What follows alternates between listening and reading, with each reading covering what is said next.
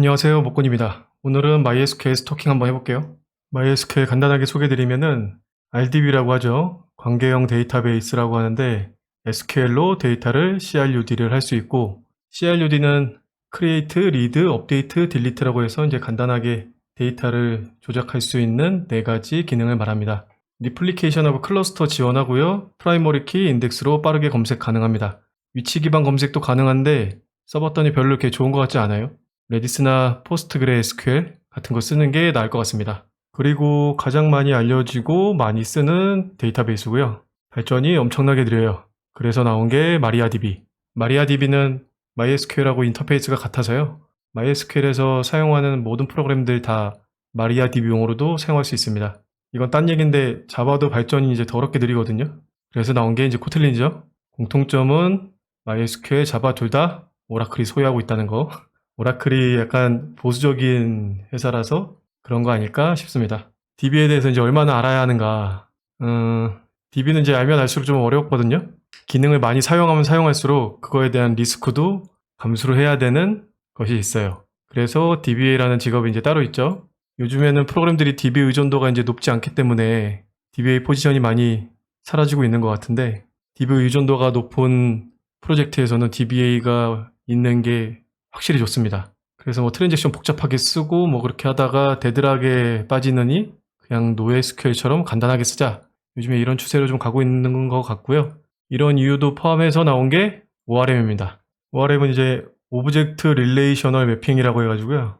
DB의 데이터를 핸들링하는 거를 간단하게 할 수 있는, 쿼리 같은 거 몰라도 간단하게 만들 수 있는 그런 라이브러리인데요. 코드만 보면은 DB 관련 코드인지 전혀 알 수가 없어요. SQL을 쓰지 않아도 핸들링 가능하고요. 이런 식의 코드를 넣으면 테이블의 데이터가 하나가 인서트가 됩니다. DB 몰라도 코딩이 가능해요. ORM의 장점에 대해서 이제 말씀드리려고 예제 코드를 하나 가져와 봤거든요. 이거는 유닛 테스트 코드인데 그냥 대충 어떤 식으로 그냥 사용하는지만 보자고요. 뭐 이런 식으로 이제 리퀘스트를 하나 만들어 가지고 이렇게 세이브를 하면은 DB에 들어간다는 겁니다. 그냥 이런 유즈 케이스만 하나 보고 가자고요. ORM의 장점은 보통 ORM들은 이제 mock 오브젝트를 지원하거든요. 그래서 유닛 테스트를 돌릴 때 실제 DB가 없어도 테스트가 가능해요. 만약에 mock 오브젝트를 쓰지 않으면 유닛 테스트 실행할 때 이제 뭐 도코 띄우고 DB 띄우고 스키마도 최신 버전으로 관리해야 되고 뭐 지옥이 따로 없죠. 그래서 ORM 쓰면은 뭐 아무튼 장점이 많습니다. 그런데 장점만 있는 건 아니고 단점도 있거든요. 쿼리가 복잡해지면은 그냥 쿼리를 쓰시는 게 나아요. ORM 가지고 복잡한 쿼리를 이렇게 만들어내려고 치면은 굉장히 힘듭니다. 그리고 ORM은 대부분 그 여러 가지 DB를 다 지원하거든요. 근데 DB마다 자기 DB만 지원하는 기능이 있잖아요. 그런 기능들은 ORM에서 잘 지원을 안 해줘요. 그래서 지원하지 않는 기능을 어떻게든 ORM으로 이제 해결해 보려고 하다가 이제 편하게 쓰려고 쓴 건데 더 시간만 잡아먹고 코드만 복잡해지는 상황이 생길 수도 있죠. 그렇지만 단순 CRUD 사용할 때는 너무 강력하다는 거. 그리고 리플리케이션에 대해서 간략하게 설명을 드리면 비동기로 복제가 됩니다. 그러니까 마스터에 있는 데이터가 슬레이브에는 없을 수도 있어요. 방식은 이전에 레디스에서 말한 것과 유사하고요. 슬레이브가 죽었다가 살아나도 동기화가 가능합니다. 그러니까 슬레이브가 쿼리 중에 뭐 100번째까지만 받아서 동기화가 됐던 상태에서 죽었다. 그랬다가 다시 살아나면은 마스터하고 다시 동기화를 할 때 나는 100번까지만 알고 있어 라고 보내주면 마스터에서 그 뒤에 것도 싹 다 보내줍니다. 그런데 죽어있는 상태가 너무 길어가지고 그렇게 동기화 하다가는 너무 시간이 오래 걸릴 것 같으면 그 죽어있던 슬레이브를 살릴 때 마스터를 그냥 스냅샷을 떠가지고 그거에서부터 시작하도록, 가장 최근 거부터 동기화를 시작하도록 만드는 게 좋아요. 그리고 MySQL 클러스터에 대해서 말씀드릴 건데 저도 써본 적은 없거든요. 이거는 MySQL에 있는 문서에서 가지고 온 내용인데 읽기 및 쓰기 작업을 할 때 자동 샤딩을 해준다. 여기서 샤딩이 뭐냐면은 DB가 만약에 하나, 둘, 세 개가 있다고 치면요. 데이터를 어떤 건 여기다 넣고 어떤 건 여기다 넣고 어떤 건 여기다 넣을 때, 그리고 읽어올 때도 여기에 넣은 데이터를 읽어야 되고 여기에 있는 건 여기서 읽어야 되고 그래야 되잖아요. 그럼 여기가 만약에 1일, 2일치 데이터가 여기 쌓이고 3일치 데이터가 여기 쌓였다 그러면은 쿼리에서 1일부터 3일치에 대한 데이터를 가지고 오려면 여기 세 군데다 다 쿼리 보낸 다음에 데이터를 가지고 와서 이제 조작을 해야겠죠. 그런데 이런 것들을 알아서 해준다는 겁니다. 그리고 동일 데이터를 여러 노드에 복제를 해요. 그래서 바로 아래 나오는 99.99%의 가용성을 유지할 수 있다. 그러니까 클러스터에 여러 노드들이 있을 건데 그 노드 중에 하나가 죽으면 걔 데이터가 이제 싹 날아간 거잖아요. 그런데 여기저기에 복제가 되어 있기 때문에 걔가 죽어도 다른 노드가 대신 데이터를 사용하게 해줄 수 있다는 겁니다. 그리고 장애가 생겨도 손실이 없는 페일오버가 이제 가능하다는 거죠. 이거 방금 전에 말씀드린 그 내용이고요. 그래서 거의 즉각적인 페일오버와 자가치유 방식으로 이제 복구가 되기 때문에 제가 뭔가 손대지 않아도 시스템이 동작하는 데는 문제가 없다는 거예요. 그리고 노드가 이제 죽었던 걸 다시 살려주면 자동으로 또 동기화를 해주고 있어요. 이거 엄청 좋아 보이는데 제 주변에서는 쓴 프로젝트를 이제 본 적이 없어요. 제 개인적인 경험입니다. 보통은 이제 DB 부하를 줄이는 방식으로 이제 해결을 많이 하시고, 이거 엄청 좋아 보이잖아요. 지금 보면은 거의 만능처럼 보이는데 이런 것만 믿고 썼다가 문제가 생기는 경우도 있거든요. 그래서 확인해야 될 상황이 아마 많을 거예요. 그래서 클러스터까지 만약에 쓰는 상황이 되면은 DBA 분이 한 분은 계셔야 되지 않을까 그런 생각 좀 들고요. 보통 회사에 DBA 분들이 꼭 계신 건 아니니까 프로그래머만으로 이런 것들을 다 해결해야 되는 게 일반적인 상황이니까 잘 여기까지는 손이 안 가시는 것 같아요. 네, MySQL은 이제 트랜잭션도 지원하고요. 네, 당연히 지원하고 스타트 트랜잭션, 커밋, 롤백 이런 명령어로 핸들링을 할 수 있습니다. 당연히 잘못 만들면 이제 데드락에 빠질 수 있어요. 데이터 로우에 이제 락을 걸 수 있는데 우리가 멀티스레드에서 봤던 그 데드락이랑 같은 게 여기서도 발생하거든요. 서로 다른 세션에서 서로 다른 순서로 두 개의 로우를 잠그면 서로 락에서 못 빠져나가는 그런 데드락 상태가 발생하는 거죠. 이 데드락 상태가 발생하면 옛날에는 그 세션을 킬을 해가지고 복구를 시켜줬어야 됐거든요. 근데 요즘에는 자동으로 되는 것 같더라고요. InnoDB 기준으로. 그 MySQL 그 DB 엔진은 여러 종류가 있는데 데이터베이스를 생성하면은 가장 디폴트로 InnoDB를 생성을 해주고요. 다른 DB 엔진은 특별한 경우가 아니면은 사용 잘 안 하시는 것 같아요. 여기서 나오는 얘기들은 다 InnoDB 기준입니다. 그리고 격리 수준에 대해서 말씀을 드릴 건데 이거 되게 복잡하게 말씀드려도 어차피 시간 지나면 다 까먹을 거거든요. 격리 수준이라는 게 뭐냐면 이제 A 세션이 있고 B 세션이 있어요. 서로 트랜잭션을 실행을 했습니다. 여기서 스타트를 둘 다 시작을 했고 여기서 트랜잭션이 스타트가 됐어요. 근데 A라는 데이터가 있는데 이 데이터를 A라고 얘기하면 안 되겠네. 1번 데이터가 있다고 칠게요. 이 데이터를 A 세션에서 썼습니다. 요거를 2로 바꿨어요. 얘를 2로 바꿨는데 이 아래에서 이제 커밋을 할 거거든요. 여기에서. 근데 커밋하기 전에 B가 이 데이터를 읽었어요. 뭐 이런 경우에 대한 얘기입니다. 이럴 때 뭐 어떻게 되는 건가? 이럴 때 2를 읽게 해줄 거냐? 아니면 아직 커밋 안 했으니까 1만 읽게 해줄 거냐? 이런 동작 방식을 정할 수 있는 게 격리 수준이고 4가지 방식이 있거든요. 가장 엄격하지 않은 것부터 엄격한 것까지 순서대로 4가지 말씀드릴게요. 첫 번째가 read uncommitted인데 이거는 이제 커밋되지 않았지만 읽을 수 있는 거예요. 일반적으로 사용할 일은 많지는 않겠죠. 커밋이 돼야지 데이터가 확정이 되는 거니까 아직 확정되지 않은 데이터를 그래도 읽고 싶다라고 하는 경우가 많지는 않아서 많이 쓰지는 않는데 만약에 데이터의 무결성이 나는 뭐 그렇게 중요하지 않아. 뭐 이 데이터가 뭐 조금 바뀌고 그래도 내 프로그램에는 큰 영향이 없어 라고 한다면 뭐 쓸 수는 있겠죠. 두 번째가 read committed. 커밋 된 것만 읽는 거예요. 다른 세션에서 요 1번 데이터 얘를 썼다가 하더라도 아직 커밋되지 않았으면 이 2를 읽어오는 게 아니라 1을 읽어온다는 겁니다. read uncommitted의 경우에는 2를 읽어오겠죠. 그 다음 격리 수준은 repeatable read라고 하는데 이게 디폴트 값이에요. 트랜잭션을 시작을 했어요. A 데이터를 가져와 가지고 막 신나게 일하고 있는데 다른 세션에서 A를 바꿨습니다. 이거는 지금 그 repeatable read는 당연히 더 엄격한 수준의 격리 수준이기 때문에 커밋 된 것만 읽어오는 거예요. 이 A를 바꿨다고 하는 거는 커밋을 했다는 얘기입니다. 근데 이 세션에서 다시 셀렉트를 해보니까 A 데이터가 바뀌어 있어요. 다른 세션에서 바꿨으니까요. 이런 상황이 방지되는 거예요. 리피터블 리드는. 내가 세션을 시작하고 난 다음에 A 데이터를 가지고 왔으면은 그 데이터는 다른 사람이 바꿔도 다른 사람이 아니라 다른 세션에서 바꿔도 그대로 유지가 됩니다. 마지막 게 시리얼라이저블인데 이거는 트랜잭션이 이제 한 번에 하나씩 순서대로 실행되는 거거든요. 이러면은 너무 느리죠. 이건 그냥 없는 거라고 생각하시면 돼요.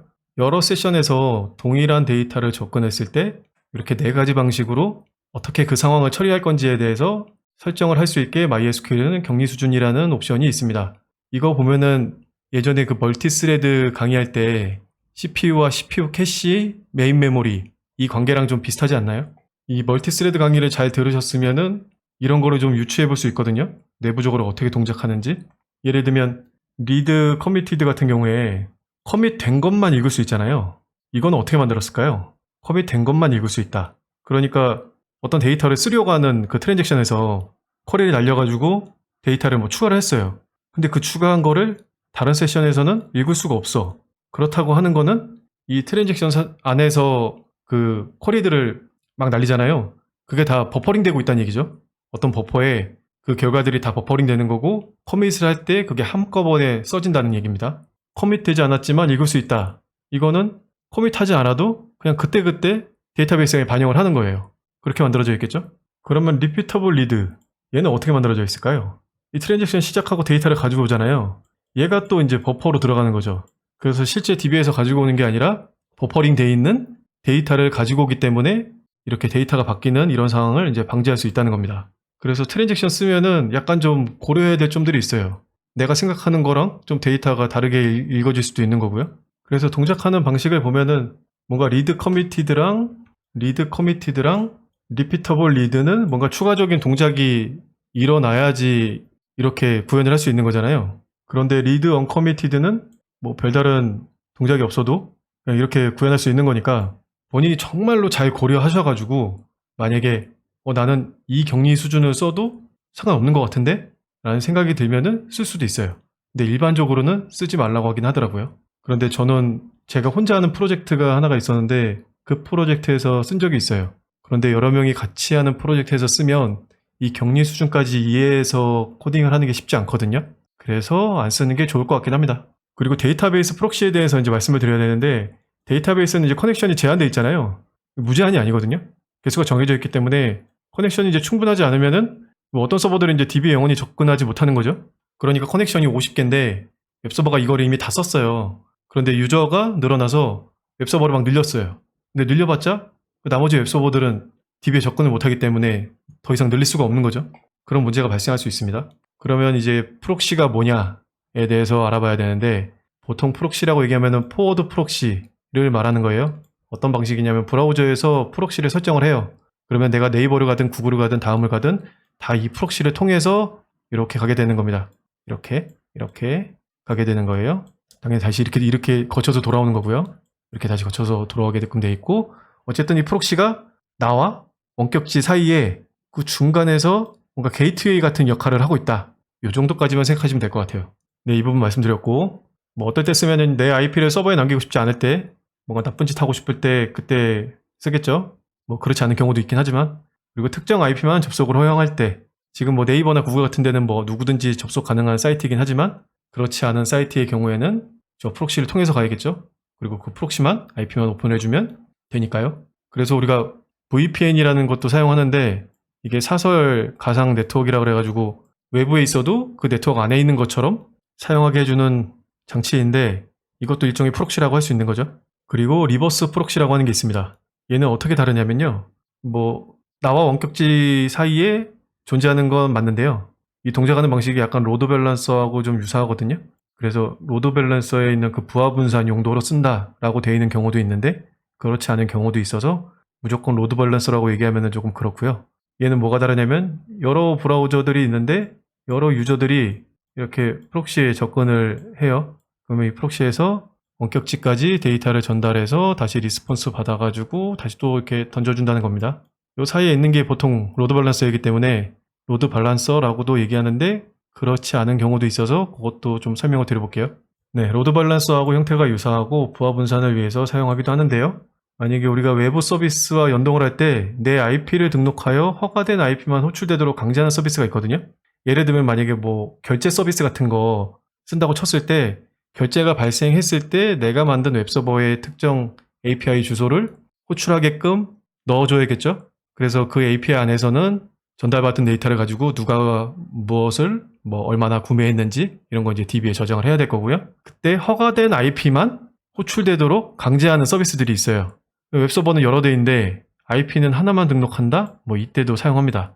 근데 이런 경우에는 뭐 로드 밸런싱으로 사용하는 건 아니니까 뭐 이런 경우에 리버스 프록시라는 말을 많이 쓰고 일반적으로 그냥 로드 밸런서라는 말을 많이 써요. 그래서 이제 DB 프록시라는 게 뭐냐에 대해서 말씀을 드리면 DB의 커넥션 숫자가 최대가 30개였어요.